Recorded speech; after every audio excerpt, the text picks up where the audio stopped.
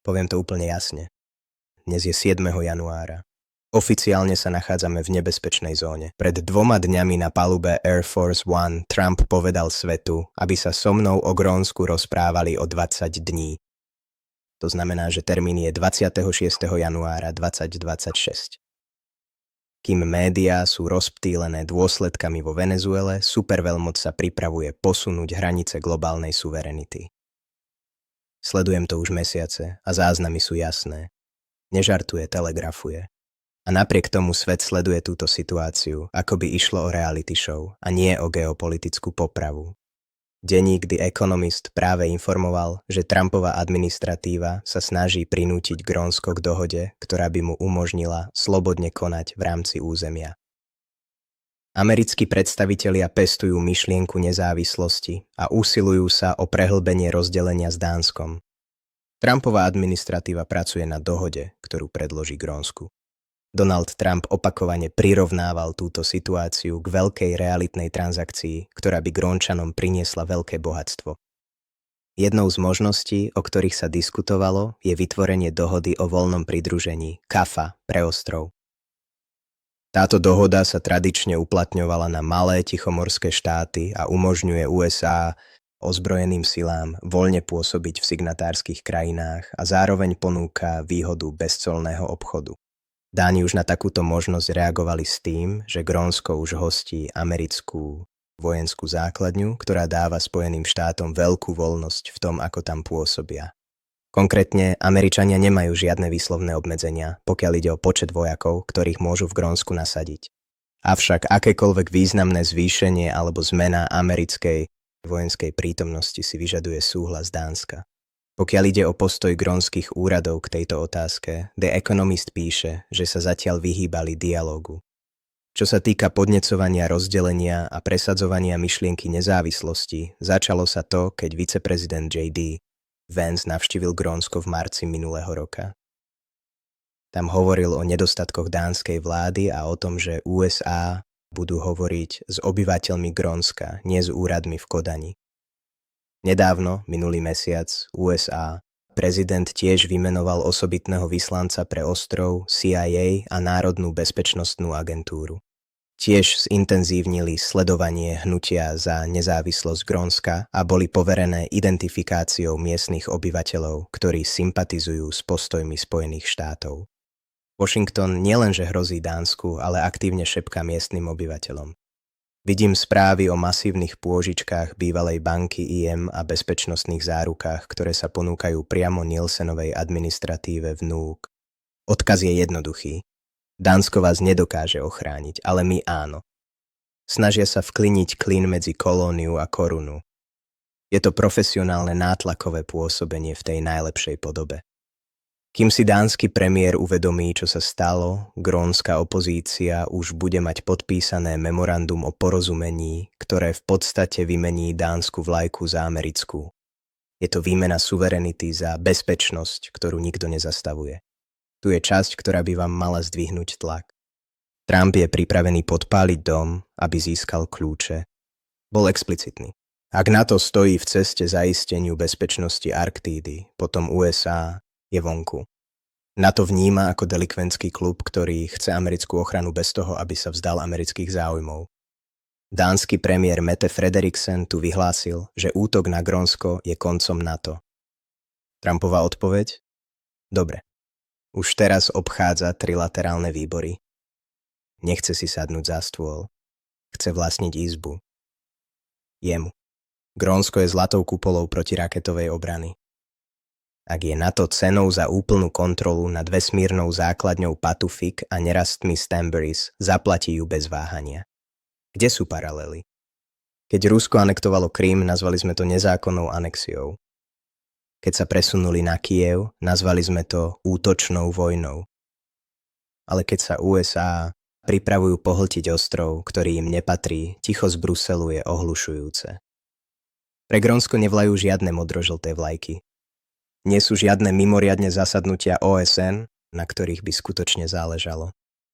Sledujeme presne ten istý scenár, výhovorky o národnej bezpečnosti, zabezpečenie dodávateľského reťazca a historické nároky používané našou vlastnou stranou. Pokrytectvo je najnebezpečnejšia časť. Ak to dovolíme, aby sa to stalo o 20 dní, koncept hranice sa stane len návrhom a poriadok založený na pravidlách sa stane strašidelným príbehom. Prečo Amerika tak veľmi chce Grónsko? Tu je hĺbší výskum o tom, prečo sa to deje, bez akejkoľvek propagandy. V prvom rade je tam najdôležitejší pozorovateľský bod a to je národná bezpečnosť. Čo sa deje? USA má vojenskú základňu s názvom Patufik Space Base ďaleko na severe v Grónsku. Prečo je to dôležité? Je to ako mať najlepšie miesto v sále na sledovanie prichádzajúcich rakiet z miest ako Rusko. Tento radarový systém je kľúčovým včasným varovným systémom pre Severnú Ameriku. Navyše pomáha sledovať satelity vo vesmíre, čo je mimoriadne dôležité pre komunikáciu a spravodajstvo. Čo si treba zapamätať je, že je to ich ranný varovný systém pre národnú obranu. Dáva im včasné upozornenie na potenciálne hrozby zo vzduchu. Druhým motívom je zlatá baňa zelenej energie, kritické nerasty. Čo sa deje? Grónsko je plné nerastov, ktoré sú nevyhnutné pre budúcnosť energetiky a technológií. Prečo je to dôležité? Hovoríme o vzácnych zeminách, teda prvkoch, vďaka ktorým fungujú motory elektrických aut a veterné turbíny. Grónsko ich má obrovské množstvo. Potenciálne dosť na to, aby pokrylo 25% svetového dopytu na celé 10 ročia. Má tiež ďalšie kľúčové nerasty, ako je gálium na čipy a grafit do batérií. Záver je takýto.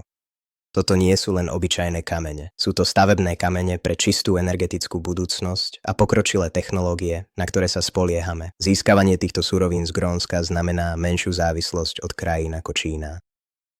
Tretí motív – obchodné trasy. Čo sa deje? Ako sa arktický ľad topí, otvárajú sa nové námorné trasy. Prečo je to dôležité? Grónsko sa nachádza priamo na vstupe do týchto trás. To znamená, že lode môžu cestovať medzi Áziou a Európou oveľa rýchlejšie, potenciálne skrátiť čas cesty až o 10 dní a ušetriť obrovské množstvo paliva a peňazí. Grónsko by sa mohlo stať hlavným úzlom tohto nového globálneho obchodu. Na záver si predstavte, že by ste svoje online objednávky dostávali rýchlejšie a lacnejšie, pretože lode využívajú novú kratšiu trasu cez Arktídu, pričom Grónsko je kľúčovou zastávkou. A teraz štvrtý dôvod. Technologickí miliardári, poistka na apokalypsu, umelá inteligencia a budúci utečenci. Čo sa deje? Niektorí z najbohatších technologických magnátov ako Bill Gates či Jeff Bezos investujú v Grónsku. Prečo je to dôležité? Využívajú pokročilú umelú inteligenciu na efektívnejšie vyhľadávanie týchto kritických nerastov. Navyše, niektorí vnímajú Grónsko ako potenciálne útočisko alebo miesto na budovanie experimentálnych komunít, kryptoštátov pre prípad globálnych katastrof. Toto si musíte zapamätať. Dokonca aj superbohatí sa pozerajú na Grónsko kvôli jeho zdrojom a potenciálu ako bezpečnej, odľahlej lokality do budúcnosti. A motív číslo 5. Historický záujem. Čo sa deje? USA. O Grónsko sa zaujíma už viac ako 150 rokov. Prečo na tom záleží? Od prvých strategických plánov v 60. rokoch 19.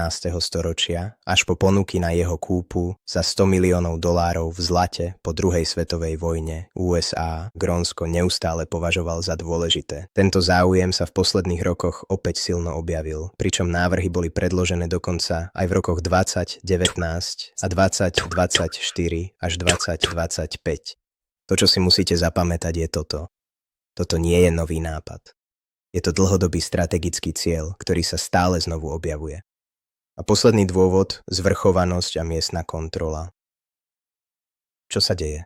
Grónsko je autonómne územie s vlastnou vládou a obyvateľmi, ktorí túžia po nezávislosti. Prečo na tom záleží?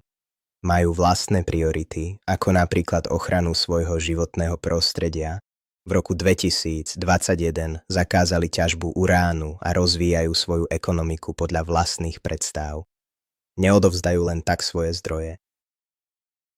Greenland, bežné podnikanie pre každého, má hlas a chce sa uistiť, že akýkoľvek rozvoj je pre nich prínosom a rešpektuje ich kultúru a životné prostredie. Nie je to hotová dohoda len preto, že USA má záujem. Čo si o tom myslíš? Dajte mi vedieť nižšie.